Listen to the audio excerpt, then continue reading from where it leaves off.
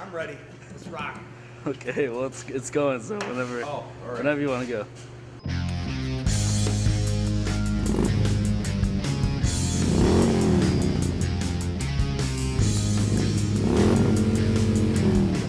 Hey guys, I'm Tommy Clutch Creel. As you all know, here again we're training with the twist. We're going to be rolling through our part 2 of the seat pan and going through some of the fabrication, the metalworking side of it, and getting a good, clean, crisp seat pan out there for upholstery. So, checking out what we did in part 1. If you haven't seen it, catch up with us on this video.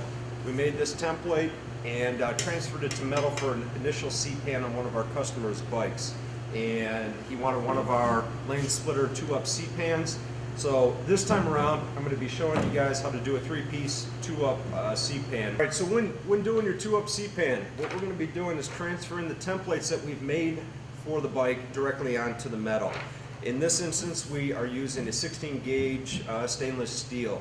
Nothing other than 16 gauge. You can bump it up to 14 gauge, but then you're getting up to a harder work surface or a harder element to work with, and with some of the fab tools that I'll be showing you. 16 gauge is a good route to go. Secure, tough enough, and it'll handle most of your rear ends. So first off, we're going to be taking these and trying to cut them out, utilizing all the metal we have here on our stainless steel sheet. So what I'm going to start with is tracing these out with permanent marker. Getting nice and good.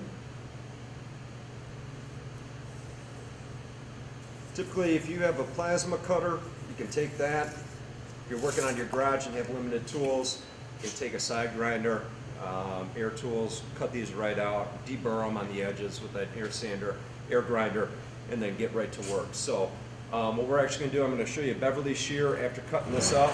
I'm going to take a side grinder, cut this slab in half so it's a little easier for us to cut with, and then we'll get ripping on cutting these guys out. All right, we're going to take the side grinder, make sure our new wheel's tight on here, get this going.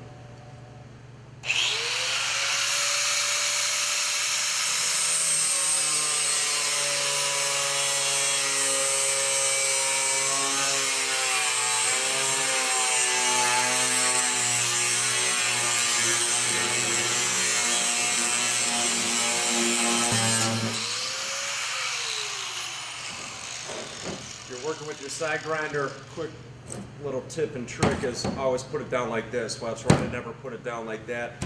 Never ever put it down like this. You never want to put it down for the reason that it may start up and get going. It'll really cut you up. So worth taking an extra second or two and putting that into place. All right, so now we have our templates. We've got our nose tip right here. We've got our base for the seat pan. Then we've got our back piece right here. So we're going to take it over the Beverly shear, cut it out. Beverly shear, pretty much just like a throatless shear, helps it just cut right through the metal with ease and have precision cuts. Reiterate real quick, now we got everything cut. We're going to go take a look at the bike, make sure it fits up well with the nose tip. Our gas tank contours out the outside right here, so we'll take a look at that. We got the base of the seat cut, which is looking good, nice and clean. We're going to finish that up and deburr some of the edges and get ready to do some metal working on this. So I'll be right back. Alright guys, as you can see, there's a little bit of an edge here. The whole nose tip fits well on the bike. We're going to have to bring this down right about here, line it up with the seat pan, and we're going to actually tack weld the seat pan into place so it looks like that, and put the nose tip up so it contours the frame. So what we're going to do now, we're going to make a line straight across on the seat pan, the nose tip section of this, ensuring that it's even and level. We're going to make a straight cut on that.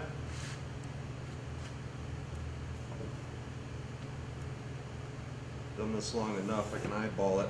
It's good to put a level up there sometimes. Take some measurements. And now you can see we have a nice line right there. I'm going to go cut that right real quick in the Beverly shear again, and we'll be able to finish up this deburring and get going on that. Alright guys, now we got to cut down a little bit better. I'm actually take a flat metalworking hammer. You always want to use metal on wood, not metal on metal, and just get these nice and flat in the corners here.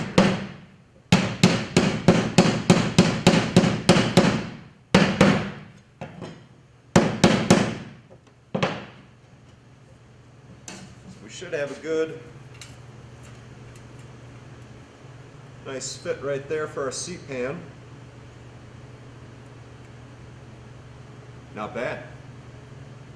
That's the start of it. So we're going to take the air sander, get where the edges get down to our line that we initially made on both these pieces. And then from there we'll tack weld this piece on, following the contour of the frame and the gas tank. And from there, we'll work on the back section and some of the metal working that we need to do to get that wrapped around the fender.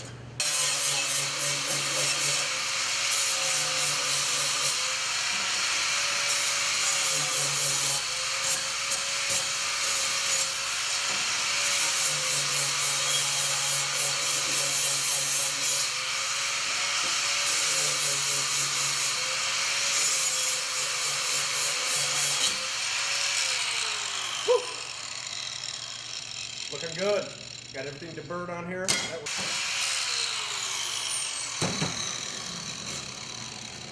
Got this side deburred now. Everything looks good. What I'm going to actually do is we have a couple corners right here that you can see are sticking out. I'm going to flatten out this piece of metal in the back. That way we're going in with our back piece with a level piece of metal.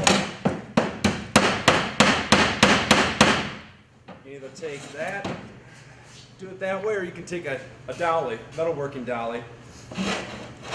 After doing that, typically you can put these in a vise for small stuff like this.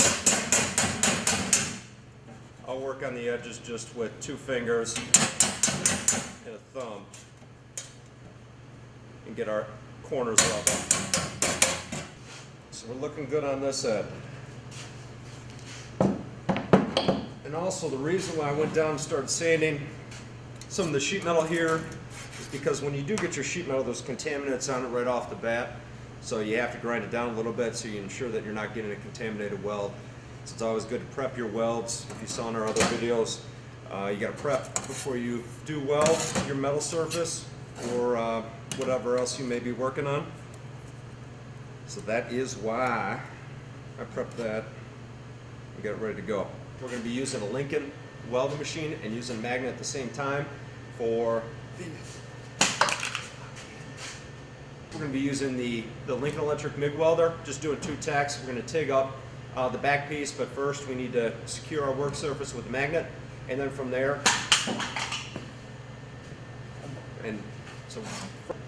from there, we're going to get this. Well, this one must have dropped on the floor. Look at that. It looks like a chia pet with all that metal on there. You see that? If your magnets ever start to look like this, it means you have a lot of metal debris around your area. So you got to get all that off. Wow.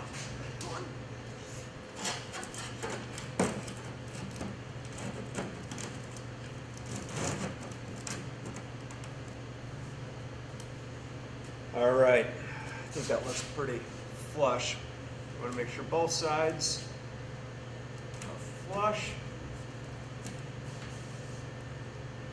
Looks pretty good. And adjust our welders to the right gauge metal, also the right speed so we're not burning through. We're going to get our 1/4 inch of wire ready to rock and roll. And once everything looks good, we're going to lay down 2 tacks. We're going to put one in the corner here. You guys ready? That was a little poppy. We're going to turn up the heat a little bit. That sounded a little rough. All right. 1 tack. 2. So what we're going to do is make sure this fits well on your bike.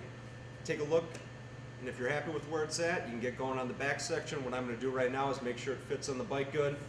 If we're good with where we're at, we'll do a full weld, get this all welded up, ground down, and start working on the back section.